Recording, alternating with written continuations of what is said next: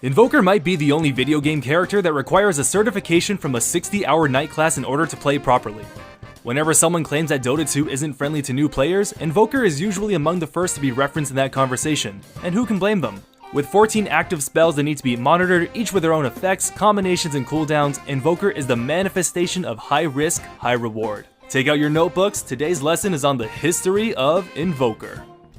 In order to understand the history of Invoker, you first need to understand his gameplay. While all other heroes can level up spells and use them once they have a skill point, Invoker needs to create his spells. He does this by combining 3 different regions, Quas, Wex, and Exhort, and invoking them, creating a spell based on the combination of orbs that he has out.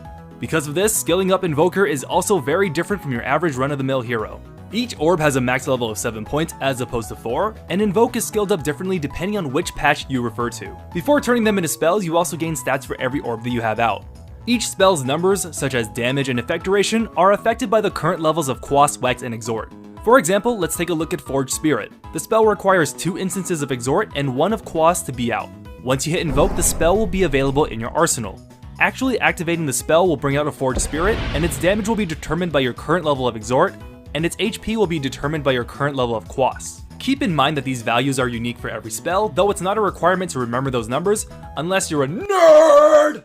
So even though Invoker seems overly complicated in his current iteration with 10 active spells, the first incarnation of Invoker actually requires you to rent out space in your brain to remember all 27 of his skills. Introduced in patch 6.10 on June 6, 2005, I'm pretty convinced you'd have to have the DNA of a calculator to play Invoker properly.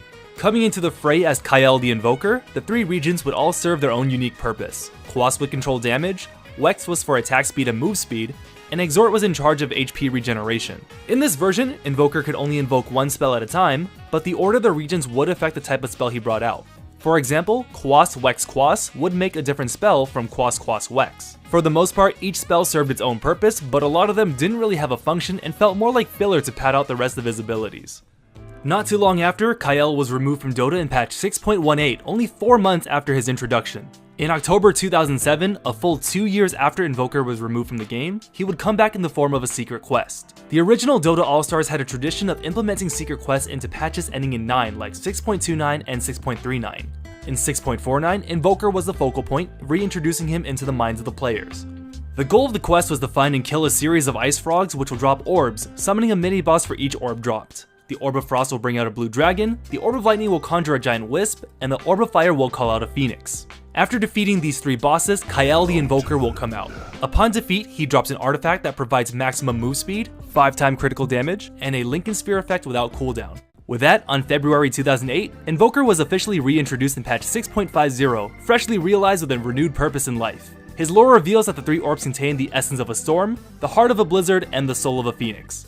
In this version, Kyle can invoke up to 2 different spells at a time, and the original 27 invocations have been reduced to the more familiar 10, though they have much more synergy and purpose than before. Quas and Exhort also had their functions switched, so now Quas would give HP regen and Exhort would provide damage. Finally, the arrangement of the orbs no longer mattered, so now you can free up that extra brain space to learn an instrument, or much more likely play more Dota.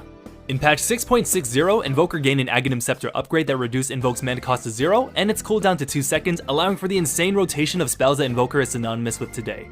Around this time in Dota's lifespan, if we received an update from Ice Frog, we may as well have been splashed with holy water by God himself. In the bigger stretches of time between patches, it wasn't uncommon for people to write fake patch notes just to see what they could get away with.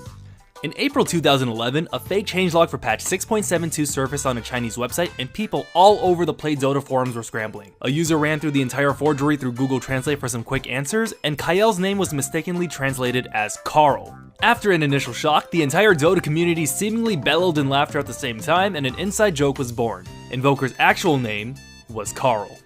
On January 19th of 2012, Invoker made his way into Dota 2 more or less untouched from his previous lifetime from Warcraft 3. From here, Invoker received an update to his lore. While his old self sold his soul to avenge the members of his race, Dota 2's Invoker is a really smart butthole. His form of magic is one based on pure memorization, and only people with clearly high IQs can use them. In a reference to his original 27 spells, the lore reads, he could command no fewer than 10 spells and cast them instantly. Many more he learned but found useless and would practice once then purge from his mind forever to make room for more practical invocations. In one of the earlier drafts of Invoker's lore, it states that his name used to be Garal, a moniker phonetically similar to Carl. Well, about that. Turns out Valve went full madman and made his name officially Carl. Invoker has several audio responses to indicate this. Throughout the eons, I have been known by many names, but my true name of power is Carl. If that weren't enough evidence to suggest that Valve doubled down on the joke, both Undying and Mirana refer to Invoker by his first name. Carl, is that you? Carl, meet Sagan. As a side note, Invoker does not refer to any other heroes in his voice lines. Strange how a character so infamous and well known wouldn't have that little bit of extra work put into him, but it is pretty befitting considering how arrogant he is. Invoker holds himself in such high regard that he doesn't acknowledge friends or enemies, and it's a nice stylistic touch that needs to have more recognition. Since his inclusion into Dota 2, Invoker's skills have mostly received number tweaks. In patch 6.79, Invoke is able to store 2 spells at all levels. In patch 6.84, Deafening Blast releases a wave in all directions from Invoker once Quas, Wex, and Exort all hit level 7. In patch 6.86, Invoker started with Invoke at the beginning of the game, giving access to one of his spells right off the bat, and a special attribute bonus that added +6 to Strength, Agility, and Intelligence. Patch 7.00 brought down a mighty fist of changes, and Invoker was not spared from the impact. Quas, Wex, and Exort no longer provided passive stat bonuses, but some numbers were modified in order to offset the modification. A few of Invoker's spells were affected by the talent changes. Since leveling requirements change, Invoke is no longer upgradable, has a 6-second cooldown, and can store 2 spells at any given time. Forge Spirit lost its ability to spawn a second spirit with level 4 of Quas, and instead had it moved to one of the level 15 talents. Deafening Blast had the same treatment, moving the ability to blast in all directions to one of the level 25 talents. In January 2017, the Dark Moon event was announced, a tower defense game similar to Wraith Knight before it. There isn't much new lore implication during this event, but Invoker does make a cameo appearance here as the Scholar of Korix, Mind of Tornaris, and Agent of Galaron. These 3 spin-off Invokers would converge to become the Dark Magus, which is essentially what happens if you allow the entire 1998 Denver Broncos to control Invoker at the same time. To make sure that everyone's nightmares do come true, Invoker was given Cataclysm in 7.07, an alternate way to cast Sunstrike that places 2 random, visible Sunstrikes around every enemy hero upon clicking it twice. Invoker is a hero who can either be a huge benefit in the hands of a competent player, or a guaranteed loss under the control of an overconfident trash lord. Although I suspect that Valve's matchmaking algorithm likes to give me that second guy. Whether you love him, hate him, or spend over $400 on his cosmetics because you want people to think that you're good at Dota by being financially invested in a singular character,